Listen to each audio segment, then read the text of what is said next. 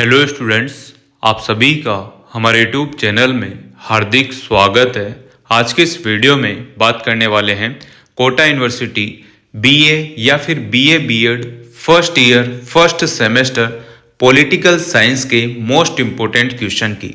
तो आप लोग वीडियो पूरा देखना, क्योंकि इस वीडियो में मैं आप लोगों के लिए महत्वपूर्ण प्रश्न लेकर आया हूं जो कि आप लोगों के एग्जाम में हर बार रिपीट होते हैं। और आपको साथ में ये भी बता दूं कितने नंबर पर आप पास होंगे, कितने नंबर पर आपको फेल कर दिया जाएगा, है ना। इन सभी से रिलेटेड जानकारी भी आपको इस वीडियो में मिलने वाली है। तो वीडियो आप लोग पूरा देखना, और अगर आप चैनल पर नए हैं तो चैनल को सब्सक्राइब, वीडियो को लाइक और बेल आइकन जरूर दबा लीजिएगा।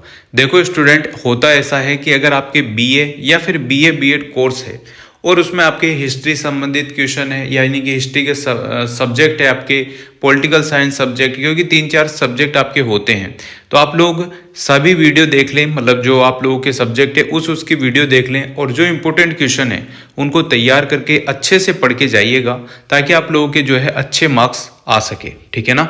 चलिए, तो फर्स्ट सेमेस्टर वाले स्टूडेंट्स की इसमें बात करेंगे जिनके राजनीतिक विज्ञान यानी कि पॉलिटिकल साइंस सब्जेक्ट है। तो इसका पहले तो आप लोग पैटर्न समझे, पैटर्न कैसा क्या रहेगा। तो फर्स्ट ईयर जो फर्स्ट सेमेस्टर फर्स्ट पेपर आपका है, प्रत्येक पेपर में आपको 150 अंक होते हैं। प्रत्येक पेपर जो पॉलिटिकल साइंस का है आपके 150 नंबर का है, जिसमें नियमित और गैर मतलब कि नॉन कॉलेज वाले जो स्टूडेंट है, जो प्राइवेट स्टूडेंट है, उनके लिए सैद्धांतिक जो पेपर है आपका 100 नंबर का होगा। यानी कि जो यूनिवर्सिटी का पेपर है वो तो 100 नंबर का आपका होने वाला है, ठीक है। इसके अलावा अगर हम बात करें, नियमित छात्रों के लिए 50 अंकों का जो है आंतरिक मूल्यांकन होगा, वो असाइनमेंट के थ्रू होगा। यानी कि आपको कॉलेज में असाइनमेंट जमा कराने हैं, 20 अंक के तो वो रहेंगे। नियमित मतलब कि जो रेगुलर स्टूडेंट है उनके लिए है ये, ठीक है। लिखित परीक्षा के 20 अंक रहेंगे और वाइवा के 10 अंक रहेंगे। इस प्रकार से आपको 50 नंबर में से मार्क्स मिलने वाले हैं, जिनको इंटरनल मार्क्स भी आप लोग बोल सकते हैं। अगर हम नॉन कॉलेज वाले यानी कि प्राइवेट स्टूडेंट्स की बात करें तो उनका भी आंतरिक मूल्यांकन यानी कि 50 नंबर उनको मिलेंगे, पर असाइनमेंट के लिए 40 अंक मिलेंगे। असाइनमेंट बनाकर आप लोगों को अपने ही कॉलेज में जमा कराने होते हैं जो प्राइवेट स्टूडेंट है, और 10 नंबर की वाइवा प्रस्तुति यानी कि आपसे मौखिक सवाल जवाब किए जाएंगे। इस टाइप से आप लोगों के प्रोसेस ये रहने वाला रहता है, मतलब इंटरनल का रहता ही है। इसमें पास होना जरूरी है, यानी कि 50 में से आप लोगों को 40% मार्क्स लाना कंपलसरी है, ये ध्यान रखना। अगर एक्सटर्नल यानी कि जो आपके कॉफी लिखने वाला एग्जाम है, जो 100 नंबर का आपका पेपर लगेगा, उसकी बात करते हैं आगे। देखो, राजनीतिक सिद्धांत या राजनीतिक जो विषय है आपका विज्ञान, 100 नंबर का पेपर आपके रहेगा। 50 नंबर तो इंटरनल के रहेंगे ही सही, जो कॉलेज की तरफ से मिलेंगे आपको। बाकी यहाँ 100 नंबर का आपका पेपर रहेगा, जिसमें आप लोगों को कॉफी लिखनी है, उसी के थ्रू आपको मार्क्स मिलेंगे। 100 में से आप लोगों को 40 नंबर कम से कम लाने हैं, ये ध्यान रखना है। 40 नंबर से एक भी नंबर कम आता है तो आप बैक या फेल कर दिए जाएंगे। बाकी आपको 40 से ऊपर मार्क्स लेकर आने होंगे, ये ध्यान रखना। और स्पेशल तौर पर वो स्टूडेंट जरूर ध्यान रखें जो 12वीं पास कर आए हैं। उनको मैं बार बार हर वीडियो में इसलिए बोल रहा हूँ, क्योंकि अगर वो बच्चे ये सोच के आते हैं कि मैं 12वीं बोर्ड में 100% नंबर लाया हूँ तो यहाँ भी आराम से कर दूंगा, तो यहाँ यूनिवर्सिटी की कॉपी लिखना थोड़ा सा अलग काम है, और वहाँ रट्टे मारकर आप 12वीं पास करते हो वो अलग काम है, ठीक है ना। तो यहाँ कॉफी लिखना आना चाहिए, क्योंकि बहुत सारे स्टूडेंट ऐसे हैं जो 100% 12वीं में है पर यहाँ 55% पर सिमट जाते हैं। इसलिए आप इन चीज़ों का ध्यान रखें, कॉफी लिखने की कला जरूर सीख लें। वीडियो का लिंक डिस्क्रिप्शन में है, जरूर आप लोग देख लीजिएगा। इकाई फर्स्ट की बात करते हैं राजनीतिक विज्ञान विषय की। तो देखो, राजनीतिक विज्ञान का अर्थ आपसे पूछा जा सकता है। नामकरण और दायरा राजनीतिक विज्ञान के पारंपरिक और समकालीन दृष्टिकोण के बारे में आपसे पूछ सकता है, ठीक है ना। क्वेश्चन ऐसे बन जाएगा जैसे कि राजनीतिक विज्ञान के अर्थ बताते हुए उनका नामकरण और दायरे पर टिप्पणी लिखो। जो यहाँ लिखा है सेम क्वेश्चन आप लोगों को घुमा फिरा के एक लाइन इधर उधर करके यही क्वेश्चन आपको देखने को मिलेंगे। हर बार यही होता है, ठीक है ना। चलिए, तो यहाँ पर राजनीतिक विज्ञान के पारंपरिक और समकालिक दृष्टिकोण से क्वेश्चन बन सकता है। इसके अलावा इकाई फर्स्ट में से जो है आपका व्यवहारवाद और उत्तर व्यवहारवाद से संबंधित क्वेश्चन बन सकता है। इसके बारे में पूछ सकता है, अंतर पूछ सकता है, टिप्पणी लिखवा सकता है। राजनीतिक विज्ञान में अंतः विज्ञान विषय दृष्टिकोण के बारे में पूछ सकता है। राजनीतिक विज्ञान का अन्य सामाजिक विज्ञान के साथ संबंध क्या है, इसके बारे में आप लोगों से पूछ सकता है। तो ये क्वेश्चन आप लोग फर्स्ट इकाई में से देख जाना। दूसरी इकाई में आप लोगों के देखो, राज्य सिद्धांत कल्याणकारी राज्य के रूप में राज्य का विकास, इस पर टिप्पणी लिखो, ऐसा पूछ सकता है।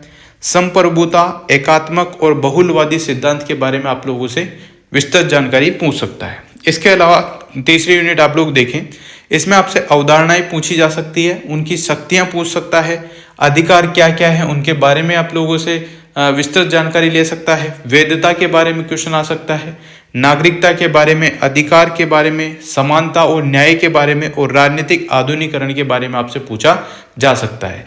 स्टैंडर्ड की 1 वीक सीरीज आप लोगों को मार्केट में मिल जाती है, उस सीरीज से आप लोग पढ़ के जा सकते हैं, क्योंकि उसमें रिपीटेड क्वेश्चन आप लोगों को दे रखे हैं और वही क्वेश्चन आप लोगों के आने वाले होते हैं। बड़े क्वेश्चनों पर ज़्यादा ध्यान देना है, छोटे क्वेश्चनों पर आपको कम टाइम देना है, लास्ट में आपको टाइम देना होता है। क्वेश्चन सारे करने हैं, ये ध्यान रखना। बड़े क्वेश्चन ही आपको पास कराते हैं, वही आप लोगों की परसेंटेज बनाते हैं। आधुनिकीकरण के बारे में आपसे पूछ सकता है, राजनीतिक आधुनिकीकरण। इकाई 4th की अगर हम बात करें तो इसमें आप लोगों को क्या आ सकता है, लोकतंत्र और तानाशाही के बारे में विस्तृत जानकारी लिखिए या टिप्पणी लिखिए, ऐसे क्वेश्चन आपके बनेंगे। राजनीतिक दल क्या होते हैं, इसके बारे में विस्तार से वर्णन करो, आ सकता है। दबाव समूह आपसे पूछ सकते हैं। प्रतिनिधित्व के सिद्धांत के बारे में आपसे पूछा जा सकता है। साथ में आपको कानून का शासन और संविधानवाद के बारे में आप लोगों से कुछ भी जानकारी पूछी जा सकती है। बड़े क्वेश्चन यहाँ से बन सकते हैं। इकाई 5 की बात करते हैं, जो कि बहुत ही इंपॉर्टेंट है और इससे 101% हर बार बड़ा क्वेश्चन आता है। क्वेश्चन ऐसे आएगा, सरकार के अंगों के बारे में और उनके कार्यों के बारे में रुझानों के संदर्भ में आप लोगों को विस्तृत जानकारी देनी है। और ये भी पूछ सकता है कि निम्न में से किन्हीं 2 पर टिप्पणी लिखो, उसमें आपको विधायिका दे देगा, कार्यपालिका दे देगा, न्यायपालिका दे देगा, इनके बारे में टिप्पणी पूछ सकता है। हो सकता है ये भी पूछ सकता है पूरा का पूरा कि सरकार के अंगों के बारे में और उनके कार्यों के बारे में विस्तार से संपूर्ण जानकारी एक निबंधात्मक रूप पर आप लोगों को लिखनी है, ऐसा भी पूछ सकता है।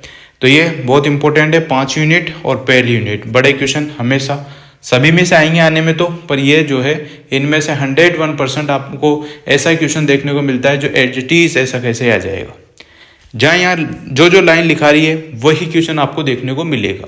क्वेश्चन कितना ही घुमा दे, आंसर वही रहने वाला होता है जो सीरीज में दे रखा है, नोट्स में दे रखा है या आपने पढ़ा है। बस लिखना आपको आना चाहिए। सीरीज का ऐसा हूबहू आपको कॉपी नहीं करना होता है। अगर कॉपी पेस्ट आप करते हैं, एक एक लाइन कॉपी पेस्ट कर रहे हैं, तो आपके मार्क्स ज़्यादा नहीं बनेंगे। अगर आप पढ़ के जाते हैं सीरीज या नोटबुक या किसी से भी, और वहाँ पर अपने विवेक से डायग्राम बनाकर, नोट्स बनाकर कॉपी लिखते हैं, तो आपको मार्क्स मिलते हैं। कॉफी लिखने की कला से संबंधित मैंने एक वीडियो बनाई है, वो जरूर आप लोग देखें। लिंक आपको डिस्क्रिप्शन में मिलेगा, जैसा कि मैं बार बार कहता हूँ। और आप लोगों की हेल्प के लिए ही मैं ये वीडियो बना रहा हूँ, आप लोगों को सारी जानकारी दे रहा हूँ ताकि आप लोग कोई गलती ना करें। 12वीं वाले जो स्टूडेंट है विशेष तौर पर ध्यान रखें, वो पहले से ही संभल कर जाएंगे तो सारी चीज़ें अच्छी हो सकती है। और अगर नहीं संभल के जाएंगे, हवाबाजी में जाएंगे, तो फिर फेल बहुत सारे स्टूडेंट हुए हैं पिछली बार भी, और इस बार भी बहुत सारे होंगे। जो नहीं पढ़ेंगे वो हो सकते हैं फेल ही हो। तो आप लोगों को ये थोड़ी सी जानकारी इसलिए दी जाती है कि आप थोड़ा थोड़ा तो पढ़ लें ताकि पास हो जाएं।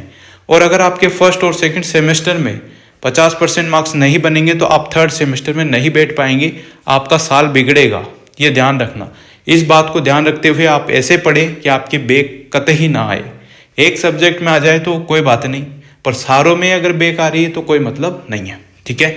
बाकी फिर आपके हिसाब से थोड़ा थोड़ा पढ़ोगे तो सब पास हो ही जाओगे, ऐसा कोई विशेष बात भी नहीं है, ठीक है ना। Thank you so much. उम्मीद करता हूँ वीडियो आपको अच्छी लगी होगी। वीडियो अच्छी लगी हो तो like, comment, share and subscribe.